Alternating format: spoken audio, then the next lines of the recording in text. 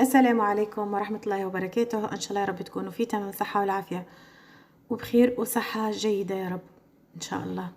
مرحبا بكم معايا في فيديو جديد اليوم في القناة، فيديو فطيرة العملاقة أو البريوش بالمكسرات أو بريوش بريستيج كوم كوا، يعني بحكم أنه فيه برشا حاجات ومشخشخ مليح بنين على الآخر بالمكسرات والفواكه المعسلة. إن شاء الله نتعدوا المقادير وطريقة التحضير ما تزابيوش. لهنا عندي باش نعمل العجينة هي الأولى باش خلاها ترتاح تختمر. في الكاس هذيك شفت وريت لكم الكاس نتاع الكاس هو اللي كايلت به الماء، كايلت به كل شيء. صبيت كاس ماء دافي ونضيف عليهم كاس سكر. شوفوا الكاس اللي في الكوب هذاك راهو كاس بالكاس هذاك اللي عندي. نضيفهم على الماء ونضيف عليهم ملعقة ونص خميرة فورية ونحركهم مليح.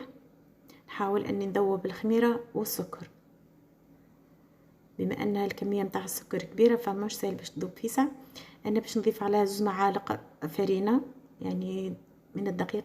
على فكرة الدقيق عندي اخذت مني 700 جرام ونخلطهم مليح. نخلط هذيك المعالق متاع الفرينة اللي حطيتها في الاول باش تتخمر وتتفاعل مع الخميرة، حطيتهم هما الاولين باش نضيف عليهم ملعقة اخرى ونحركهم مليح حتى يتجانسوا يولي ما عادش فما كتل نتاع فرينة. ومن بعد نغطيها بابي سلوفان ونخليها ترتاح لمدة 10 دقائق او ربع ساعة، يعني لطون اللي تفاعلت الخميرة وفي نفس الوقت يذوب السكر. نغطيها ونخليها ترتاح لمدة 10 دقائق او ربع ساعة كما قلت لكم. لهنا بعد ما ارتاحت تقريبا ربع ساعة هكا، يعني مش اقل من 10 دقائق، شوفوا تفاعلت الخميرة نوعا ما والسكر باش يبدا يذوب. هنا عندي ذاب السكر باش نضيف عليه بشر برتقالة ونص، يعني ملعقة تقريبا ملعقة اكل بشر برتقالة وكيس فانيليا ورشة ملح، معهم نص كوب زيت نباتي وكوب الا ربع عصير برتقال. يعني خذيت عصير تاع برتقالة ونص، ولكن كان البرتقالة كانت كبيرة. وهنا بيضة واحدة بدرجة حرارة المطبخ من طبيعة الحال، ما تكونش من الثلاجة باش ما تقتلش الخميرة، باش ما تعطلش الخميرة يعني في التفاعل مع العجينة بتاعنا. هنا نحرك مليح حتى يختفي الزيت تماما. ومن بعد نضيف الفرينة بالكمية كمية يعني لا بأس بها، يعني أكثر من نص الكمية متاع الفرينة باش نضيفها من الأول هكا باش يسهل عليا ما تكونش الصحفة فايضة والدنيا مرونة. نخلط بالسباتولا هي في الاول، ومن بعد بطبيعه الحال باش نعجنه بايدي. نحاول ندخل هذاك الخليط السوائل مع الفرينه الدقيق يعني اللي صبيتهم، اللي هما نص الكميه اكثر من نص الكميه نتاع الدقيق اللي صبيتهم. بعد نضيف الفرينه تدريجيا، لان بعض المرات فما دقيق يشرب وفما دقيق ما يشربش برشا، وهكذا. هنا في المرحله هذه ضفت عليهم نص ساشي متاع يعني من تقريبا 8 جرامات من خميرة الحلويات، يعني بيكنج باودر، مقدار ملعقة قهوة تقريبا. المهم ساشي متاع 8 جرامات. ونخلط مليح العجينة بالكدا، نعجنها ونخلطها مليح، ما تطلبش برشا دلك الصراحة.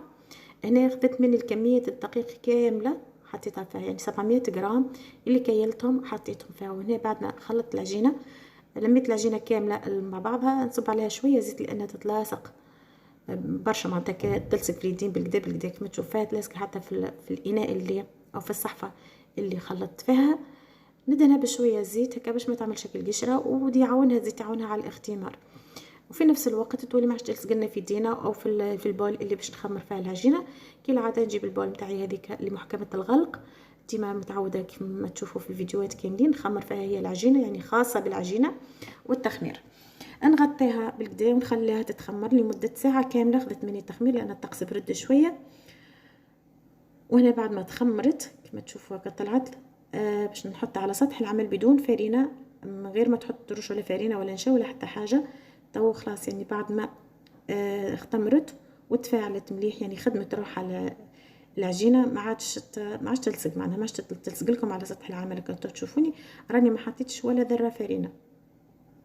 حليتها بشكل مربع هكا تكون السمك متاعها راكم تشوفوا فيه، يعني ما هيش رقيقه برشا، يعني عاديه. هنا عندي 200 غرام زبده باش ناخذ منهم اللي نحتاج، يعني تقريبا خذيت منهم 150 غرام زبده اللي خديتها معناتها باش ندهن بها الوجه كامل، باش تعطينا هكا شويه طريقه وتعطي البنه زبده في وسط من داخل الزبده، تعطي بنه غير عاديه في البريوش راكم عارفين الناس الكل.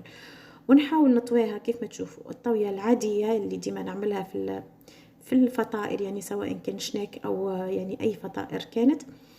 الزبده ما نخلطهاش فيها من الداخل، يعني عملت فيها الا قليل معناتها من الزيت مش برشا. وكما تعرفوا البريوش يحب الزيت بزايد، يعني المواد الدهنيه الزبده كيف نقصد معناه. المهم كيف ما شفتوا طويتها الطاويه هذيك العاديه، ومن بعد نزيد ندهن بالزبده بالقدا معناتها اعطوها الزبده بالباهي باش تعطيكم تكستور مزيانه من بعد، وفي الماكله تجيكم بنينه. ومن طبيعه الحال من الاحسن تكون زبده حيوانيه ماهيش مارغرين. انا المارغرين بصراحه ما نخدمش بها نهائيا، كيف ما تشوف في جميع الفيديوهات نتاعي سواء كانت الحلويات يعني البسكوي ولا اي حاجه، والا الفطائر ما نخدمش بها نهائيا الزبده المارغرين. المهم لهنا كيف ما تشوفوا حليتها كامله على سطح العمل مربعه، يعني في شكل مربع او في شكل مستطيل كما تشوفوا كما تحبوا، ولكن هي تكون شكل مربع كبير. وهنا عندي مربى او كونفيتير المشمش او كونفيتير المشماش، يعني مربى المشمش. ندهن السطح كامل كما شفتوا. وعندي 100 غرام بيبيت شوكولا، نقص منها مقدار ملعقه اكل تقريبا باش من بعد باش نزين بها. رشيتها كامله والحشو من الداخل كيف ما انتم تحبوا. هنا عندي شويه كيوي مجفف معسل معناها مجفف، ومشماش قطعتهم طروف، هذوك يتباعوا رونديلات وانتم ما تقطعوهم مكعبات صغيره كما هكاك. موجود في كل المحلات اللي تبيعوا مستلزمات الحلويات موجوده. انا عندي 50 غرام زبيب، نفس الشيء غسلتهم ونشفتهم مليح بالمنديله، ما يكونوش مبلولين ما يكونوش رطبين معناها يكونوا جافين. وعندي هنا 50 غرام من كل نوع من المكسرات، درت لوز وبندق فريوه يعني، وجوزة يعني هي اللي هي عين الجمل او القرقاع. طيبتهم شويه في الفور دوب ما تحمصتهم تحميصه خفيفه، ومن بعد رحيتهم في الهشوار.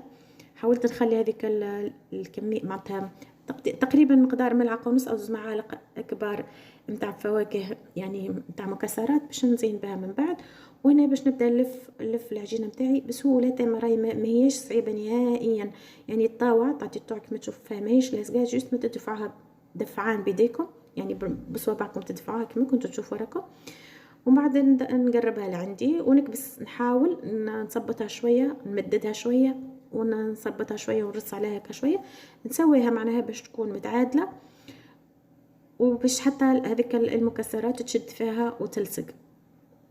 او الحشوه اللي درناها هنا عندي البيركس تاعي مدهون بالزبده، راني حضرتها من قبل معناها ما نبدا. والفور راهو قاعد يسخن، يعني ضروري ما الفور يسخن يكون سخون حامي. انا سخنت الفرن على 180 درجه، ومن بعد كيف حطيتها وشغلت المروحه بطبيعه الحال كيف حطيتها في الفور نقصت درجه الحراره حتى 170، لان كما تشوفوا سميكه ويلزمها تطيب مليح، تاخذ وقت، خذت مني وقت 50 دقيقه.